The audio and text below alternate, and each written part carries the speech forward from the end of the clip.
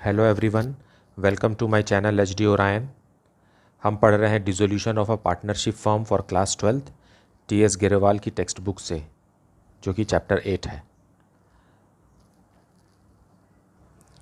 अभी हम पढ़ेंगे question number 39। So question number 39, Srijan, Raman and Manan were partners in a firm sharing profits and losses in the ratio of 2:2:1. On 31st March 2017, their balance sheet was as follows.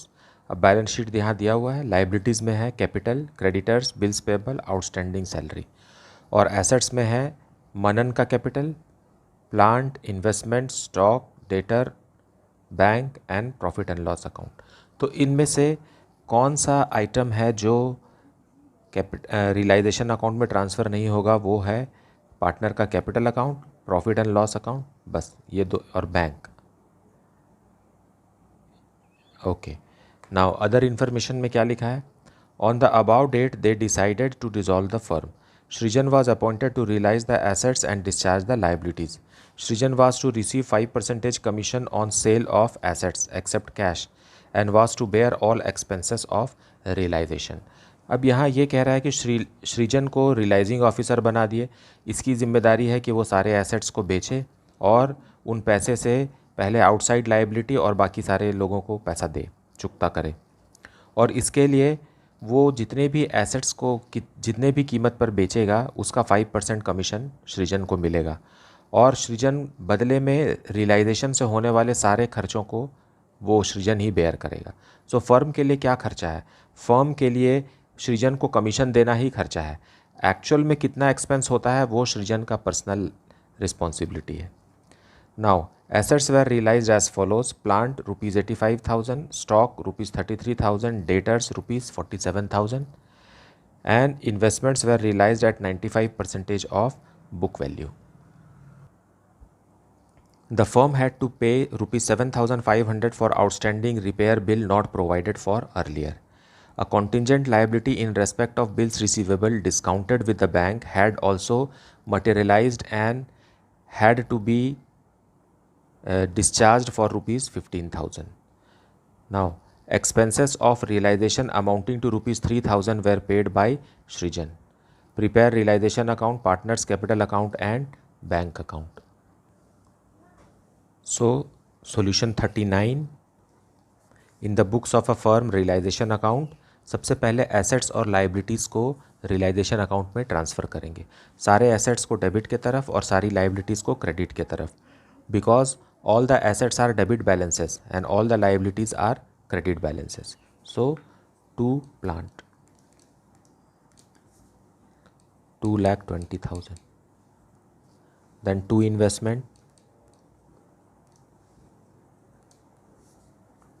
investments 70,000, 2 stock 50,000, 2 debtors 60,000. Then liabilities में आ जाइए। By creditors rupees 75,000, by bills payable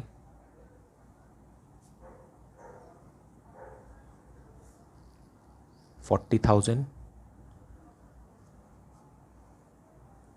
by outstanding salaries 35,000. Now सारे assets और liabilities transfer हो गए।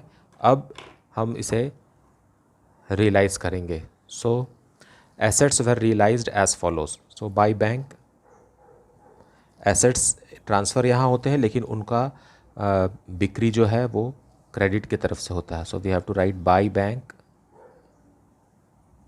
Bye bank में है पहले प्लांट 85,000, स्टॉक 33,000 में बिक गया, और डेटर्स 47,000.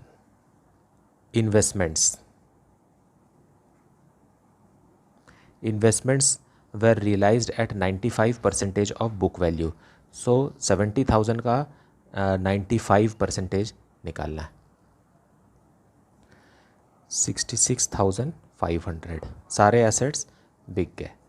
नाउ अब सृजन को कमीशन देना है, तो to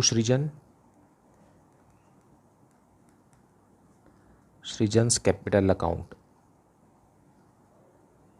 commission,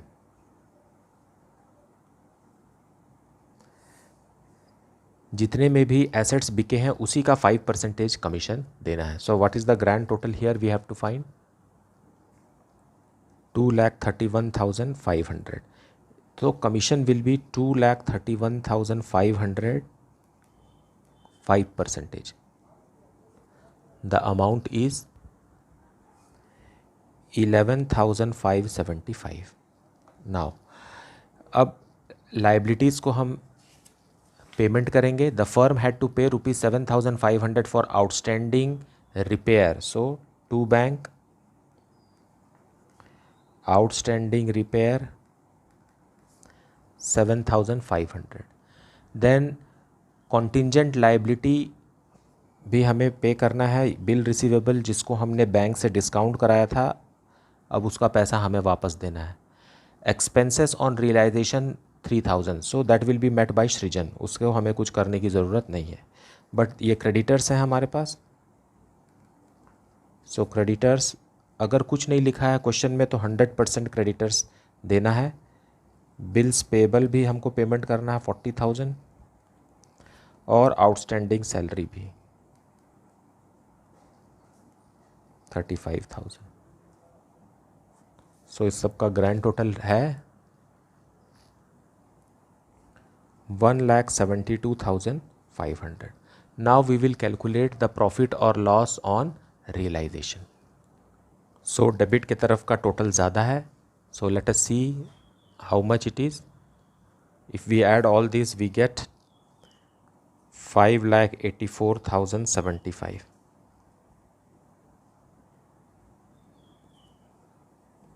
bye loss on realisation.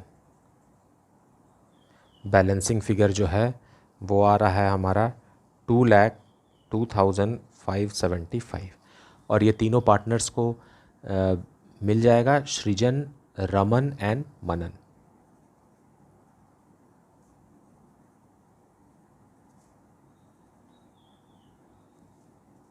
इनका प्रॉफिट शेयरिंग रेशो है 2:2:1। So if we break this we get 81,030 and 40,515। So that is realisation account. अब हम बनाएंगे partners capital account. Partners capital account by balance brought down. Srijan 2 lakh, then 1,50,000, और मनन का जो है वो डेबिट बैलेंस है क्योंकि एसेट की तरफ दिया हुआ है। Brought down it is 10,000। Then by realisation, no not by realisation, to realisation loss है 81,030, 81,030 एंड 40,515। देन एसेट्स के तरफ बैलेंस शीट में प्रॉफिट एंड लॉस अकाउंट है, वो भी बांटेंगे टू प्रॉफिट एंड लॉस, जो कि लॉस है 80,000। सो 2:2:1 में बांटेंगे 32,000, 32,000 इट इज़ 2,000 एंड 16,000। फिर हमने सृजन को कमीशन दिया है। सो बाय रियलाइजेशन सृजन को कमीशन है 11,575 का। Okay, that's it. अब बैलेंसिंग अमाउंट निकालेंगे, वो हम बैंक में लिखेंगे। तो जैसे इधर सृजन का तो क्रेडिट में ज़्यादा दिख रहा है, इसका भी, लेकिन मनन का इधर आएगा। So to bank, this is the balancing figure. एक बैलेंसिंग फिगर इधर भी आने वाला है, उसको लिखेंगे by bank, that is also balancing figure.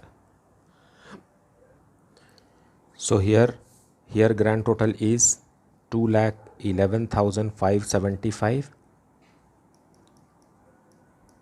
and balancing amount जो निकलेगा वो है 98,545। यहाँ का ग्रैंड टोटल है 1,50,000 और उसमें बैलेंसिंग फिगर इस तरफ निकल रहा है, दैट इज़ 36,970। लेकिन मनन का डेबिट में टोटल ज़्यादा है जबकि क्रेडिट ज़ीरो है, सो इधर का ग्रैंड टोटल हैवी है, सो 66,515, 66,005 what is that 515, so 66,515 that is the balancing amount. अब हम बनाएंगे बैंक अकाउंट। सो इस तरीके से देखें तो कैपिटल अकाउंट सब क्लोज हो गया, जो भी बैलेंसिंग अमाउंट था वो हमने बैंक में ट्रांसफ़र कर दिया, तो there is no close down balance as such to be carried forward to next year, क्योंकि फर्म जो है वो ख़त्म हो गया है, the firm is dissolved, all the books are, all the accounts are wound up now. So bank account, balance sheet में assets के तरफ बैंक बैलेंस दिया हुआ है, to balance brought down it is 10,000। फिर रियलाइजेशन अकाउंट के credit से transfer होगा 2,31,500 और रियलाइजेशन अकाउंट के डेबिट से भी जो पेमेंट हमने किया है वो है 1,72,500। Then by capital account of Srijan and Raman. Srijan और रमन को फर्म ने पेमेंट किया है 98,545 एंड 36,970। इनका ग्रैंड टोटल है 1,35,515 एंड मनन से पैसा रिसीव करेगा firm, so to Manan's capital 66,515।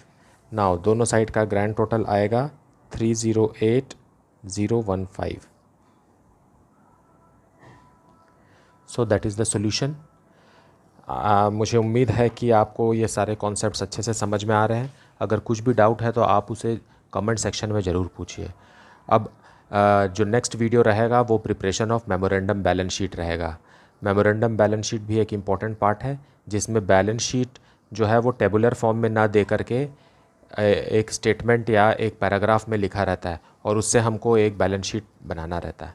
So we will see this in the next video. Please like, subscribe and share the channel. Thank you so much for watching.